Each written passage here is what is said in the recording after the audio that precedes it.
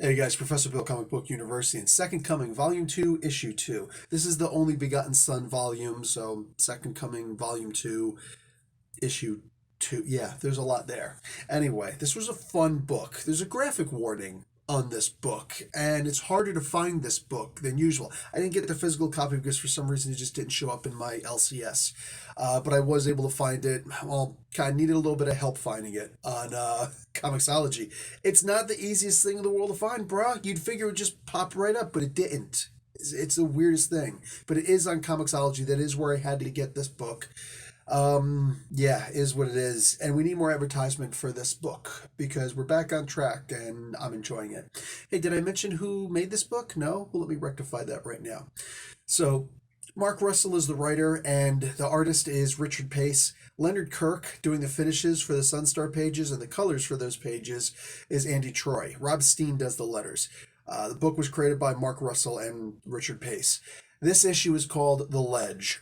Now, I don't think anybody can forget All Star Superman issue number 10. Probably one of the best comic books out there where Superman saves a girl who is, well, helps her to save herself, realistically. It was just such a beautiful, one of the most beautiful moments in comic books. You know what I'm saying? That in many ways, I don't feel like it could, and I certainly don't think that it should be related on the big screen. I just don't. I think this is something that's very special that should stay in the comic books because it was just wow. Just everything about it was amazing.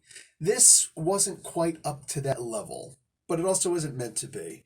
Nonetheless, it is still a good moment. When you read what happens in this book and everything that's happening around it, if there wasn't so much humor in this book, and there is a lot of humor in this book, it's meant to be. It's one of the only ways to really make it easier to read. And it is that Mark Russell style where, not everything is supposed to be taken seriously. Even it's like an immature way of looking at very serious subjects. I think that's probably the best way to look at this, the way that he writes.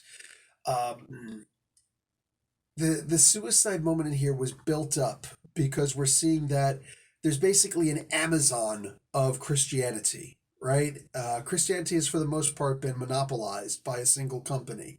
So we've got a big bad in here. And I guess that this guy who's um, uh, Junior, whatever, Fred Junior, Fred Junior, I think is supposed to be his name. It says it in there. It's a digital comic. I have to start tap tap tap tap tap to get through it. I don't feel like doing that so much. This is why I like the physical copies. Damn it. Anyway, this knucklehead, I guess that he's supposed to be the character who essentially replaces Satan, because mind you, Satan was killed in the previous volume. Um, by whom? Go back and read the stuff if you've forgotten, but it's reminded in here, so you just get this issue and you'll find out. But to actually see it happen, um, we're gonna need a new Satan character because at the end of the day, God has already turned his back on the world. At the very least, ever since frickin' what do you call it? The original crucifixion, right? But now Satan is dead. So now at this point, humans don't have anybody to blame anymore. Maybe there's a residual of, devil made me do it. But for the most part, devil can't make you do anything anymore because devil's gone, right? So now there's just devils on earth, all right? The wolves in sheep's clothing, and then the wolves in wolves' clothing also.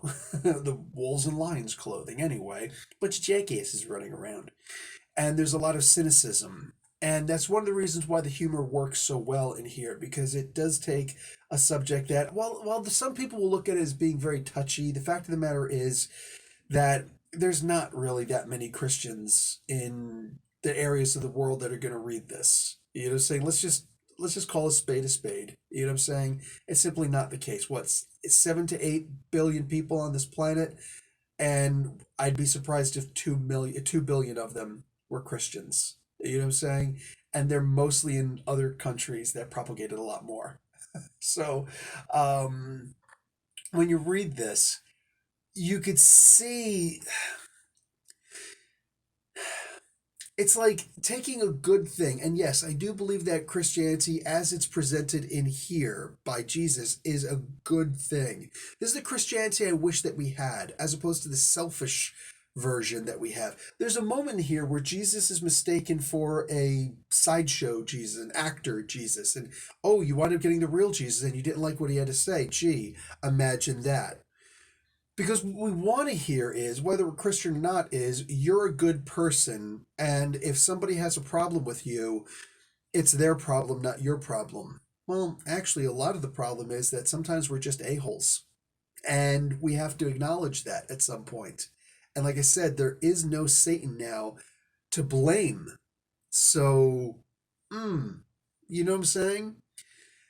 I love that we come up with these sort of rationales for what's happening in the comic book because it's tied so directly, like it's barely an analog at this point for us, like it's actually us on the pages of the, but with, tongue in cheek. And that's one of the incredible ways that the book is presented.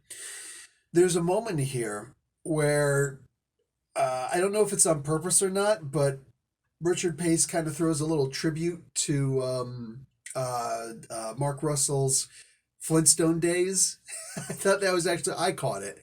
And there's a lot of things you can catch in here. When Jesus run away, he accidentally runs across a swimming pool. Jesus Christ Superstar, anyone? So yeah, he actually walks on water across a swimming pool area. And I think it's just freaking, it's little things where it's like, I don't know if they were meant to be in there because they're so perfectly placed that it's like, oh wow, I caught that.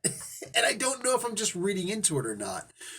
But it's really good stuff. Guys, I love this book. I really do. Like I said, I stand behind what I said that the previous issue shouldn't have existed. This should have been issue 1. Yeah, I said what I said about it. Go and check out what I said about issue number 1 for this volume. I don't think that it should have been there. Not like that anyway, not in that form. But this is a great return and a return to the series. And I love the idea that there's a whole new universe practically to explore at this point. How's this new guy going to fit in? This prince guy. He looks like a prince, all right? I just see the guy and I'm like, is this supposed to be like a play on Freddie Prinze Jr.? Because he's a national treasure, goddammit. You don't just sit there and say, this guy's Freddie Prinze Jr. That's not cool, all right? But anyway, this freaking Freddie Prinze Jr. looking kid, he's apparently going to be the new Satan, and I want to see how this is actually going to work. He's going to be a joke. Of course he's going to be a joke. But I want to see what... But at the same time, so was Satan in the previous one, right? He was malicious. He was evil.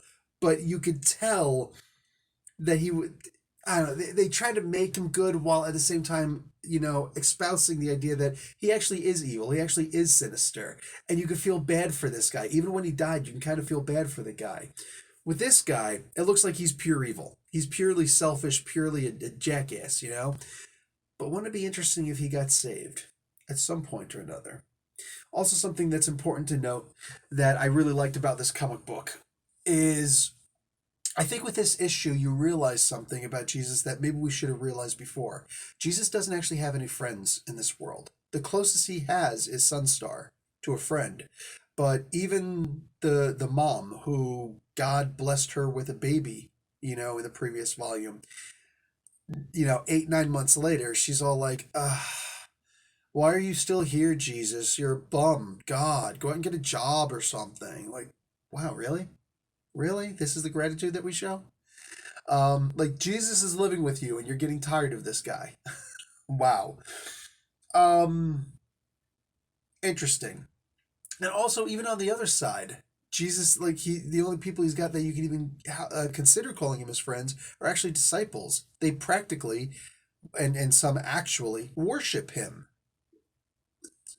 Imagine if you didn't have any equals, any peers, so to speak. Just people who either worshipped you or hated you or were annoyed with you. Man, I'd kind of feel like that guy that was thinking about committing suicide. Good issue to come back to. Really solid issue to come back to. I'm looking forward to this going. I don't know what the sales look like for these books, and I almost don't want to know. I just want the book to continue. I want Ahoy Comics to keep on putting out these books, as long as they've got stories to tell, right? As long as Russell and Pace have stories to tell. Let's go. Let's just keep going with this.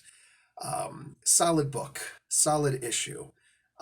Make sure you grab it. That's really all I got. I don't know what else to say about this. Like the video, watch an ad. Talk to you later. Professor Bill, Comic Book University. Class dismissed.